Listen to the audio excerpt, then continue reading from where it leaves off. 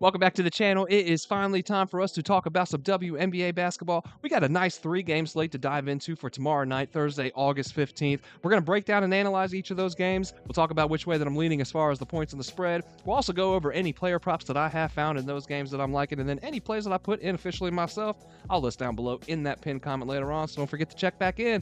That way you can see if you'd like to ride along with me.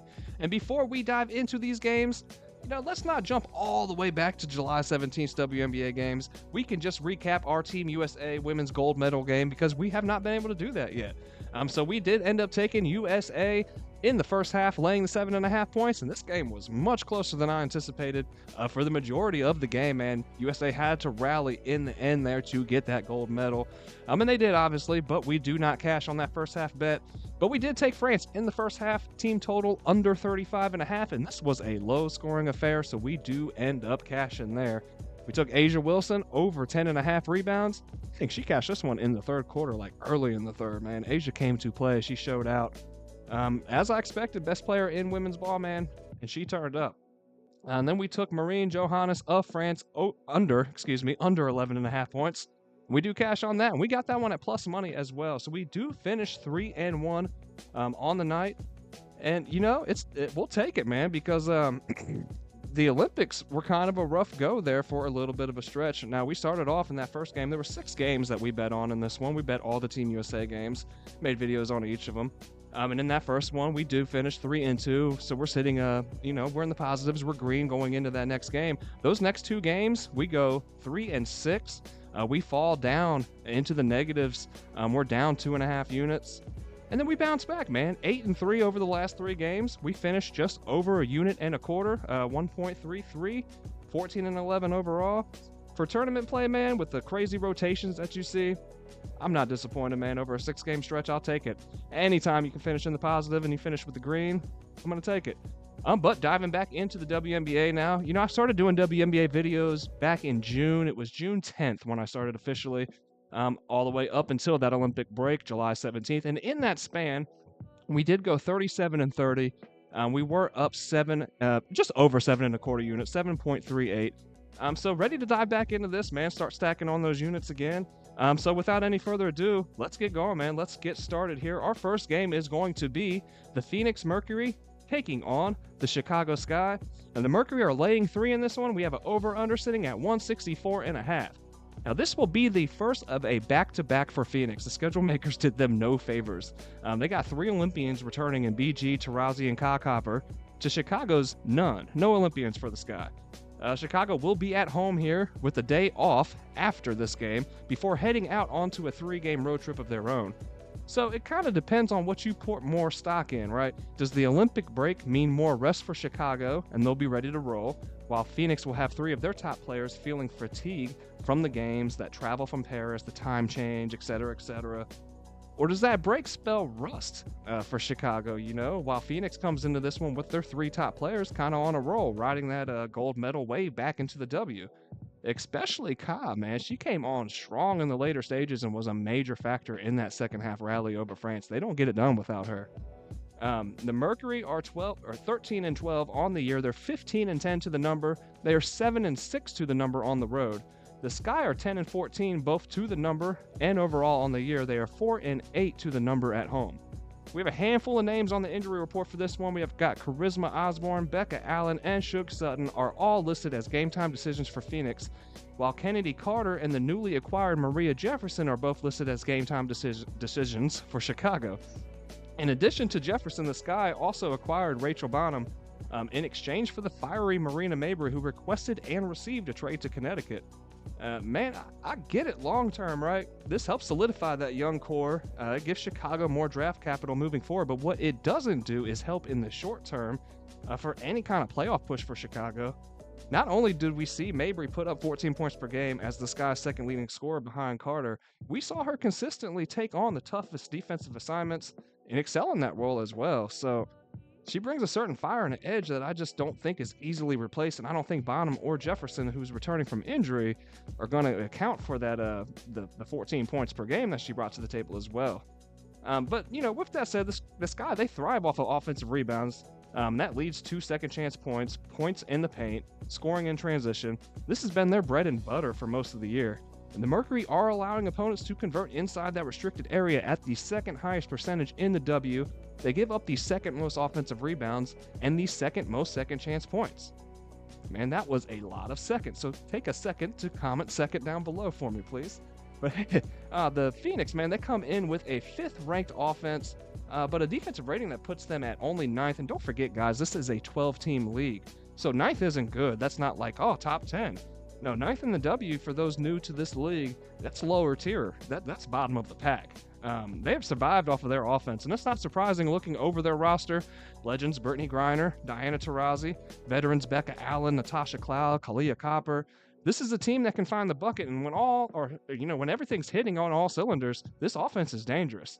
The Mercury, they have averaged just over 83 points per game on the year. That's 4th in the W. They were shooting the 3 at the second highest percentage over the last 5 games heading into the break. But this team also thrives from the inside out. They got the ability to feed a 6'9 BG in the post. She can either use her height, that nice touch around the rim, or she can look for her fadeaway, or she can, if the defense collapses on her, she has Taurasi to kick it out to for an open 3, or Cloud in the corner for an open 3.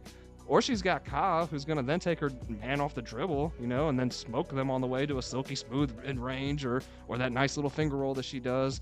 So it's just like any way you look at this, Phoenix can beat you a lot of different ways offensively. Chicago does, though. They have the capability of slowing this Phoenix team down defensively. They have allowed the 4th fewest threes at the 4th lowest shooting percentage, the 4th lowest mid-range makes. They have, however, given up the 2nd most field goals from inside the restricted area. So all in all, I'll lean Phoenix here as Chicago adjusts to life without Mabry. They work through their lineups as a result of that trade occurring right before the break. Chicago hasn't played a game without Mabry yet, or with Bonham and Jefferson. And I just trust the veteran unit in Phoenix over a younger Chicago squad coming off of a big break like this. Taurasi and BG, they didn't really play huge minutes throughout the games, and Ka didn't get major playing time until later in the tournament as well. So I'll definitely lean Phoenix here. With that said, the Sky have been money in the first quarter. So if we look at this, man, really no matter which way you want to cut it, whether we look at the spread, 90% against that 1.5 point spread, right, over the last 10 first quarters. And then if we look at them against the money line, 90% as well in their last 10. So that could definitely be a way to look at this one. And for a total, I'd lean under here, considering the Sky haven't scored the ball consistently at any point this season. And then they just traded away their 2nd leading scorer as well.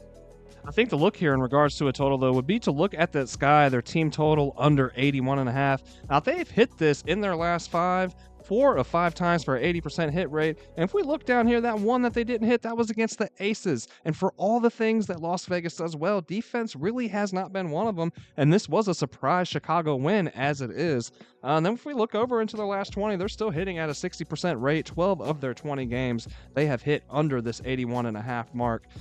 So yeah, this is definitely one that I'm looking at here. Then a player prop I'm looking at this one is going to be Ka Copper under 24.5 points. And it feels crazy to me to say, she's one of my favorite players in this game. You guys will hear me talk about her in these videos on and on, man. She is a straight baller, straight hooper. But with that said, the books have this set at 24.5. And while she's definitely capable of this, I just don't know that I expect that kind of performance fresh off of the Olympic Games and against a fresh Chicago defense as well. No matter if I feel like Chicago is going to struggle or not after this break, I feel like those struggles would be more on the offensive end as they try to maneuver and figure out, life, like I said, without Mabry. On the defensive end of things, they still have stout defenders top to bottom. I don't see them struggling as much on that side of the ball. Then with that said, she's hit this number in her last 10 games. She's hit this under 60% of the time, right? But if we look at this against the top five defenses, right? She's had 19 games now against that, and we can see right up top here. Outlier is great, man. They got these little insights, man, that just kind of give you a little bit of a breakdown that you might have missed, you might not have noticed. And right here, man, Ka Copper has failed to exceed 24.5 points in 16 of her last 19 games against top 5 defenses for points allowed. That is 19 points per game that she's averaging in those games. So 84% of the time that she's come underneath of this 24.5 point number. And I mean, by a good margin, like I said, averaging 19 points per game in those games. You come down here and see all those greens is all the times that she's hit under 16 of 19 times, 82%. So I think we can make a strong case that there could be a slight letdown coming back into the WNBA off such a huge performance in the Olympic Games. But I mean, you could also make a case that she takes that momentum and comes in full steams and goes on a tear. So I'm not sure I get there all the way with this one yet, but I've definitely got my eye on it. And then something else to look at here.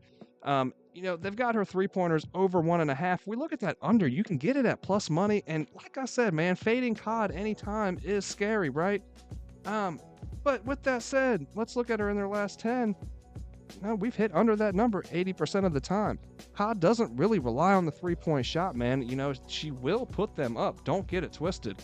She will shoot a 3 if she's open. However, it's not the look that she goes for often. I mean, I see her more often than not try to take her defender off the dribble. She settles for that mid-range jumper or trying to get into the lane as close as she can. She's a lot of these points are off layups. Layups and mid-range jumpers, man. I don't see a lot of 3-pointers from her often. And, proof is in the pudding down here. Like I said, it's a lot of green. Next up, we're going to be looking at the Washington Mystics and the Minnesota Lynx. The Lynx are coming in laying 8.5. We have an over-under sitting at 155.5. Now, these two will play each other back-to-back, this one in Minnesota and then again in Washington on Saturday. They've met once on the year, and it was in a game that was riddled with injuries on both sides. Shakira Austin, Brittany Sykes, and Carly Samuelson all were out for the Mystics. Then the Lynx were down to Fisha Collier. Minnesota won that one by 7, 74-67. The Mystics have been ravished by injuries all year. They come into this one with both Carly Samuelson and Dee Richards listed as game-time decisions, but they get a huge boost as both Shakira Austin and Brittany Sykes will make their returns to the court in this game. The Lynx come in with Olivia Opopa listed as a game-time decision, but otherwise they boast a clean injury report. The Mystics are 6-19 on the year, but they have been covering dogs throughout the season. They have a 16-8-1 record against the spread, and more impressive have been their numbers in the first half on the year. Even just looking at it with these 4.5 points that they're catching in this game here in the first half, against that number, they've hit at an 80% rate on the entire season, 80%. So that's pretty impressive there. The Mystics, they have some real talent. This isn't as bad of a team as their record would indicate. Like that 6-9 record is really, it's buoyed by an 0-12 start. And that really was exemplified by all the injuries that they faced in lineup rotations, right? But since then, they are 6-7. Now, it's nothing to go crazy about, but it's a lot more respectable than what we saw at the start of the year, for one. And then considering the consistent and constant injuries that they've had to work through, 6-7 really isn't that bad. If you look at this roster, though, on paper, this is a really solid team. And coming into this year, I think most expected them to be contending for a playoff spot or more. We mentioned Shakira Austin and Brittany Sykes making the return for Washington. Ariel Atkins has been a go-to scoring-wise over the year. I guess she's Julie Van Lowe now. That's what she, said over the Olympic Games, if that's what she wanted to be referred to as. Julie Van Lowe showed us in the games with Belgium, though, how much of an asset she can be. And she's been solid in her role with Washington on the season so far as well. Then Aaliyah Edwards, Stephanie Dawson, they both bring more scoring punch and inside depth. So this team has the talent for sure. They could go on a little run here, I think, to close out this season. But the question is, and will be, is that hole that they dug already too deep for them to climb out of? I think probably in terms of like a playoff push, probably. But this is a solid team, and I think that we're going to have to keep that in mind moving forward, betting these games the rest of the year. The Lynx, they come into this one, though. They're 17-8 on the year, 14-10-1 to the number, and they started the year on a covering tear, but they've gone just 1-5-1 over their last 7 games. The return of Naphisha Collier will definitely help their cause, however, and she had some moments in those Olympic Games that reminded us of how special that she can be as well. These are two of the best three-point shooting teams in the W. They are tied for second in makes. While Washington is shooting at the second highest percentage, Minnesota is shooting at the highest percentage in the W. But despite the stellar shooting from deep, Minnesota has had its struggles offensively, ranking middle of the pack, only 6th in offensive rating, and Washington has been worse at only 9th. The Mystics, they're 9th in points scored and field goal percentage. Minnesota is 7th in both. The Mystics are the worst rebounding team in the W. Minnesota is middle of the pack, ranked 6th in total boards per game. With that in mind, neither team is getting a ton of second chance points either.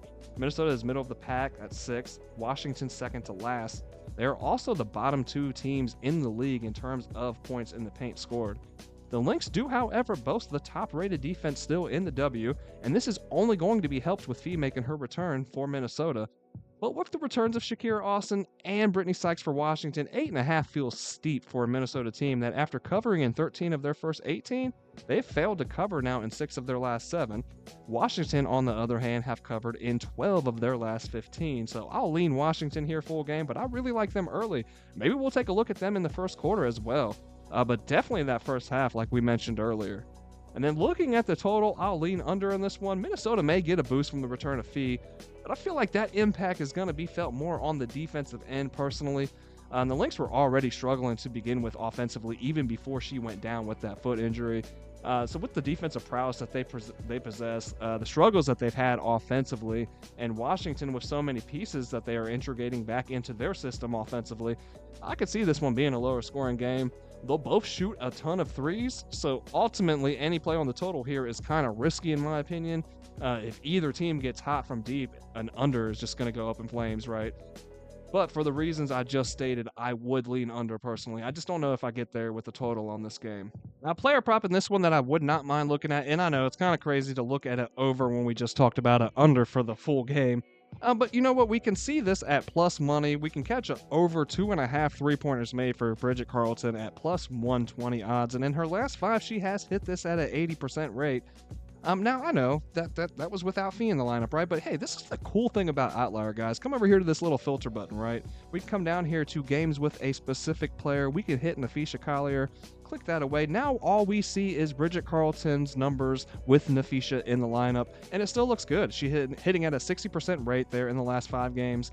And then over the last 10, that jumps up to 70% as well. And then if we creep over here to the right, we can see Washington against 3-pointers, their defense, they rank 9th. And like I said earlier in the video, 9th is not good in the WNBA, guys. Obviously, whenever we see green on Outlier, that definitely plays into whatever bet that we are looking at. Green is good, red is bad.